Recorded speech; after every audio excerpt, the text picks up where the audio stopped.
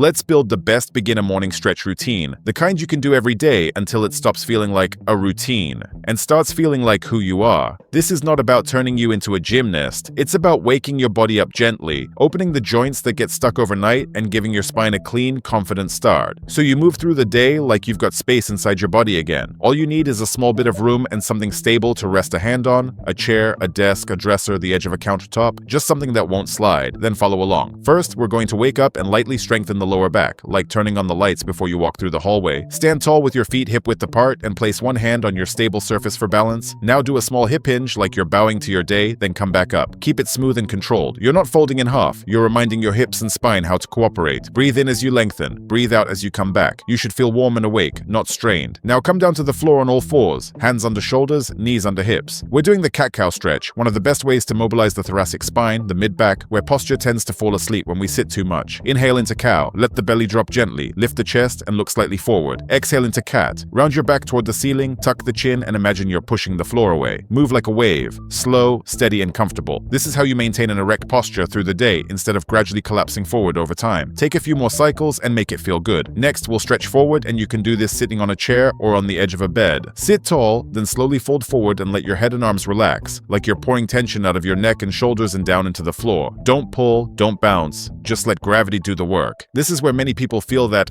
sensation as the upper back softens and the lower back stops gripping. Take a few slow breaths, and on each exhale, let your shoulders drop 1 millimeter more. Since we're loosening the lower back, we have to include the hips, because a lot of low back tightness is really a hip problem wearing a low back costume. From your seated position, shift into a gentle hip stretch. Open the knee outward if it's comfortable, keep the spine long, and lean forward slightly until you feel a steady stretch in the hip area. You're looking for friendly tension, not pain. If anything pinches, reduce the range. Hold, breathe, then switch sides. Now we're going to the wall for one of my favorites, puppy pose on the wall. Stand facing a wall and place your hands on it at about shoulder height. Step back, then let your chest sink forward and down as your hips move slightly back, creating a long diagonal line from hands to hips. This stretch opens the front of the body, the upper back, and especially the shoulders, where stress loves to hide. Breathe slowly and imagine your rib cage widening like an umbrella opening. This next one piggybacks on that, half down dog, a beginner-friendly version of downward facing dog. Keep your hands supported on the wall, a countertop, or a sturdy chair, and walk your feet back so your hips can hinge and your spine can lengthen. Let your head relax between your arms and feel the stretch across the upper back and shoulders, like you're scraping off yesterday's tension. Keep it comfortable and keep breathing, because if you hold your breath, your body holds its stiffness too. Now we reverse the flow into an extension stretch for the front of the body, especially the lower hips and thighs, the flexors including the deeper hip flexor muscles that can pull the pelvis forward. Step into a gentle lunge stance and hold a wall or chair for balance. Ease into it and tuck your pelvis slightly, like you're zipping up from the pubic bone toward the ribs. You should feel the stretch in the front of the back legs, hip, and thigh. This is a posture changer, because tight hip flexors compress the lower back and drag your posture out of position. Hold, breathe, then switch sides. Now let's go back to the hip for a figure 4 stretch. You can do it seated or lying down. Choose what feels better. Cross one ankle over the opposite knee to form a 4, then gently lean forward if seated, or draw the legs in if lying down, until you feel the stretch in the glute and outer hip. This area tightens from sitting, driving, and stress, so don't rush it. Give the muscle time to agree to soften. Switch sides. Next is a standing quad stretch, and I included it mainly for posture and walking mechanics. So many people have tight front thigh and flexor muscles that pull them forward. Stand tall, hold a wall or chair for balance, bend one knee, and gently bring the heel toward the glute. Keep your knees close together and keep the pelvis neutral. Don't arch the lower back. Hold, breathe, then switch sides. Last stretch, and this is my favorite, we're adding rotation to the lower back, the most neglected piece of flexibility for many people. Find a comfortable spot on the floor and lie on your back with knees bent. Let both knees fall slowly to one side while your shoulders stay relaxed on the ground. If it feels good, turn your head the opposite direction. This should feel like wringing out a towel, slowly and gently, squeezing out stiffness without forcing anything. Hold for a few breaths, then switch sides. For a lot of people, this is the antidote to low back pain because it gives the spine the movement it's quietly been asking for. Now, before you click away, do this one thing right now. I put together my personal daily routine, the one that makes me feel like I'm 18 years old even though I'm 60, and I turned it into one printable page. It's a simple checklist and it's 100% free. You can click the download in the description, print it out, put it on your refrigerator, and follow it every single day. And one last thing, I have another awesome video on posture with different exercises, and if you haven't seen it yet, you need to. I'll put it right here, click it, and watch next.